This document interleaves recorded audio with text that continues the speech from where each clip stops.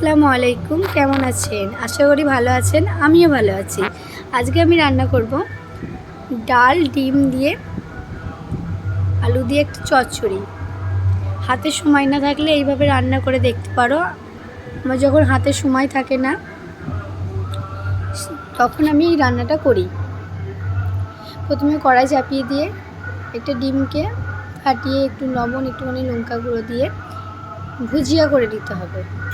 এই ভুজিয়াটা হয়ে গেছে একটু পাত্রে তুলে রেখেছি। ভুজিয়াগুলো তুলে নিলাম একটা পাত্রে, দিয়ে একটি কড়াই তেল দিয়ে দিলাম। তার উপরে একটুখানি কাঁচা লঙ্কা, পেঁয়াজ কুচি দিয়ে দিয়েছি, দিয়ে হালকা লাল হবে।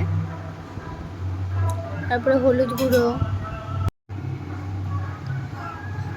দিয়ে দিলাম, পরিমাণ মতো লবণ দিয়ে দিলাম, দিয়ে একটুখানি নেড়ে নিলাম।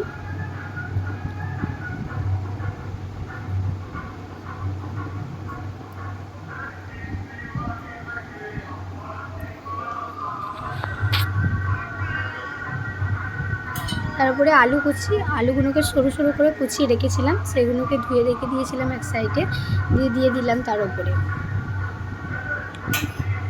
নেড়ে। তারপরে এক জায়গায় ডাল ধুয়ে রেখেছি, উপরে ডালটা দিয়ে দিচ্ছি, দিয়ে নেড়ে ছেড়ে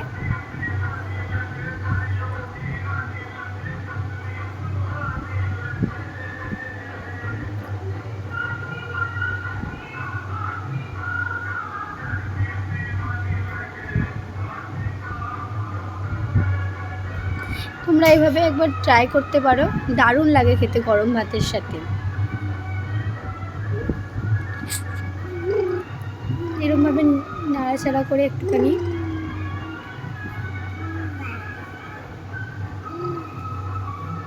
তারপরে একটু পানি দিয়ে দিলাম।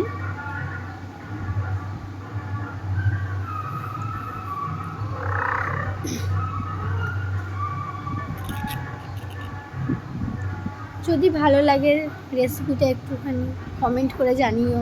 আর কে কে এইভাবে রান্না করো আমাকে অবশ্যই জানিও। তোমরাও কি এইভাবে রান্না করো যখন হাতে সময় থাকে না?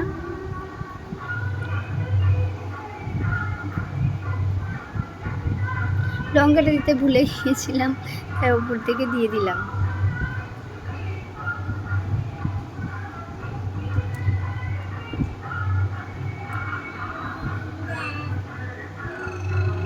খাইয়ে দিয়েছিলাম, দিয়ে ফুটে গিয়েছে।